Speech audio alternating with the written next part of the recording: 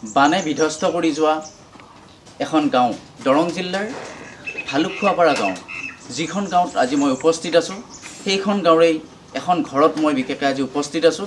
সেইখন ঘৰৰ যিটো পৰিৱেশ, পানী যোৱাৰ পিছতো যিখন ঘৰ ভাঙি ছিঙি বানে থান বান কৰি পেলালে, ঘৰখনত থকা সা সম্পত্তি, পশু যিমানখিনি আছিলে ঘৰখনত, কিন্তু আজি সেইখিনি এই ঘৰখনৰ পৰা নাইকিয়া হৈ গ'ল, অন্ততঃ বানে বিধ্বস্ত কৰি লৈ গ'ল। এনেকুৱা বহুতকেইখনেই ঘৰ আছে। আমি নিৰ্দিষ্ট এখন ঘৰত আজি উপস্থিত আছোঁ। মই সেইখন ঘৰৰ পৰিৱেশ মই মোৰ সহযোগীক দেখুৱাবৰ কাৰণে মই এইখন ঘৰতেই প্ৰায় ঘৰৰ বুধচৰ ঠিক তললৈ পানী গৈছিলে। তাৰপিছত ঘৰৰ ভিতৰত থকা সা সৰঞ্জামখিনি সম্পূৰ্ণ কিছু উলিয়াব পাৰিলে যদিও বিশেষকৈ যিখিনি ভঁৰাল বা ঘৰত কিছু লাগতিয়াল সামগ্ৰী, নথি-পত্ৰকে ধৰি যিমানখিনি বাচন বৰ্তন সা সামগ্ৰী আছিলে, সকলোখিনি পানীত যাহ গ'ল বুলি আমি নিশ্চয় প্ৰত্যক্ষ কৰিছোঁ। আৰু এই অঞ্চলবাসী ৰাইজৰো আমি প্ৰত্যক্ষ কৰিছোঁ যে প্ৰত্যেকখন ঘৰৰে সেই প্ৰায় একেই অৱস্থা। গতিকে মই এই সামগ্ৰিক পৰিৱেশ মই দেখুৱাবৰ কাৰণে চেষ্টা কৰিছোঁ। আৰু আমাৰ ইয়াত উপস্থিত থকা, ঘৰখনত উপস্থিত নাছিলেই যদিও বৰ্তমান আজি উপস্থিত হৈছে সেই ঘৰখন কিছু মেৰামতি কৰিম বুলি। তথাপি তেওঁলোকৰ পৰা আমি ঘৰখনৰ মুৰব্বী হিচাপে কিছু কথা জানিবৰ কাৰণে মই চেষ্টা কৰিম। হয় দাদা, পানী কিমানলৈ হৈছিলে? পানী মোটামুটি ফাল পোৱাৰ দৰে হৈছে যদিও দাগ বহি আছে এইবিলাকত, এই ঘৰৰ বেৰাবিলাকত। আৰু এই ঘৰৰ বেৰাত দাগ বহি আছিলে কিছুমানত, আৰু এতিয়া ভাঙিয়ে গ'ল মোৰ ঘৰটো। আপোনালোকৰ থকা ঘৰ এয়ে আছিলে? এইটোৱে আছিলে। আচ্ছা, ঘৰখনত কি কি বস্তু সামৰিব পাৰিলে নে কিবা বস্তু? ঘৰখনৰ যাৱতীয় বস্তু গোটাইখিনিয়ে আছিলে, সামৰিব নোৱাৰিলোঁ।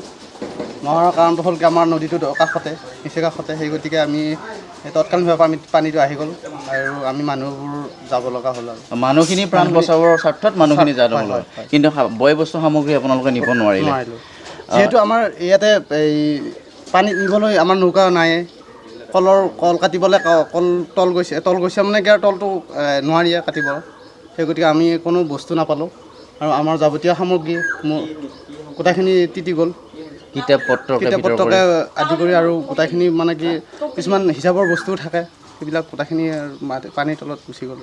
আছিলে পঢ়া শুনাৰ নিশ্চয় এইবিলাক হেৰি আছিলে, সকলোবিলাক তিতি গ'ল।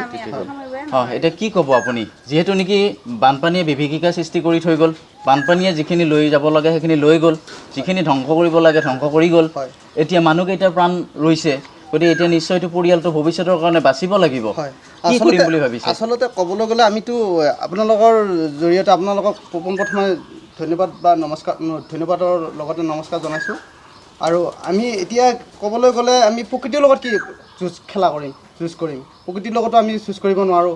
সেই গতিকে এতিয়া আমাৰ গোটেইখিনি বস্তু আমাৰ সম্পূৰ্ণ পানীৰ তলত গ'লে আৰু কিছুমান উটিও গৈছে। সেই গতিকে আমি এতিয়া চৰকাৰৰ ওচৰত এইটোৱে ক'ব যাম, মোৰ বুলিয়ে নহয়, মোৰ নিচিনা বহুত ঘৰ এনেকৈ ভাঙি চিঙি চুৰমাৰ হৈ গৈছে। সেই গতিকে চৰকাৰে এইটোৱে পদক্ষেপ ল'লে ভাল হ'ব যে যেনেকুৱাকৈ বিধ্বস্ত কৰিছে আমাৰ গাঁওখনৰ, আমাৰ ভালুকখোৱাপাৰা গাঁওখন বুলিয়ে নহয়, ঠেকাৰাবাৰী অঞ্চল, বৃহত্তৰ ঠেকাৰাবাৰী অঞ্চলটো গোটাই পানীৰ তলতে আছে। সেই গতিকে এই চৰকাৰে আমাৰ মুখ্যমন্ত্ৰী ডাঙৰীয়াক আহ্বান জনাইছোঁ যে আমাৰ বিধ্বস্ত হোৱা সকলোখিনি মানুহক, গাঁওখনৰ সকলোখিনি মানুহক যাতে আকৌ ভালদৰে বসবাস কৰি থাকিবৰ কাৰণে তেওঁ যাতে আমাৰ ফালে চায়, আৰু কোনো বস্তু যাতে তেওঁ আমাৰ পঞ্চায়ততে হওক, আমাৰ সমষ্টিত হওক, এনেকুৱা এটা প্ৰচলিত হৈ আছে। আমাৰ মুখ্যমন্ত্ৰী ডাঙৰীয়াই সকলো বস্তু দি আছে, সকলো বস্তু দিয়ে, কিন্তু কি হৈছে মাজতে আমাৰ মজৰা কোবাই আমাৰ বিষয়ববীয়াসকলে, তেওঁলোকে এনেকুৱা মজৰা কোবাই, ছাৰে যদি 10 টকা দিয়ে তেওঁলোকে 8 টকা কাটি কিনে 2 টকাহে দিয়ে।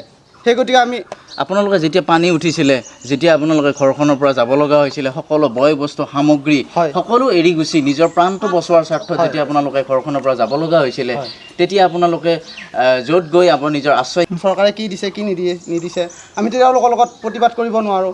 প্ৰতিবাদ কৰিলে আমাৰ ওপৰতে একশ্যন লয়, আৰু মানে কি পিছত কিবা পাব লাগিলেও আমাৰ পৰা কাটি দিয়ে। সেই গতিকে এয়া আছিল ঘৰখনৰ একমাত্ৰ সম্বল, এজন মুৰব্বীৰ নিজৰ ভাষ্য। তেওঁলোকে যিখিনি পৰিস্থিতিৰ লগত খাপ খুৱাই তেওঁলোকে যিখিনি পাইছে সেইখিনি সঁচা কথা কৈছে। আজি তেওঁলোক নিজে ভুক্তভোগী।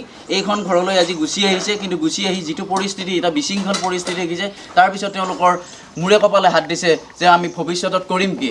আমাৰ একমাত্ৰ সম্বল যিখিনি কৰ্ম কৰি খাইছিলোঁ সেয়াও বৰ্তমান পানীৰ তলত।